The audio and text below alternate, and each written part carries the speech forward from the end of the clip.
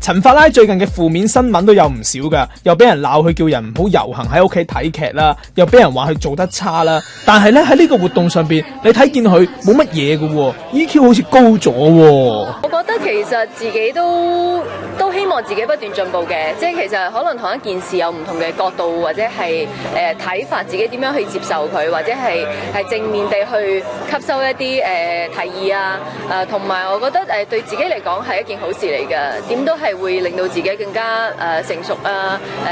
更加開心咯，個心境更加開朗咯。講到負面新聞呢，舒淇因為支持甄子丹而引嚟嘅負面新聞呢，都令到佢非常之唔開心嘅。咁喺呢個活動上邊，甄子丹老婆汪詩詩都喺度啊，唔知係甄子丹有冇打俾阿舒淇慰問下佢呢？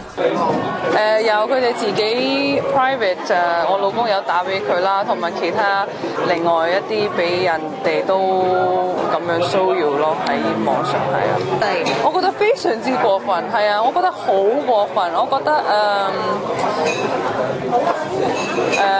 係咯，即係係咯，過分咯。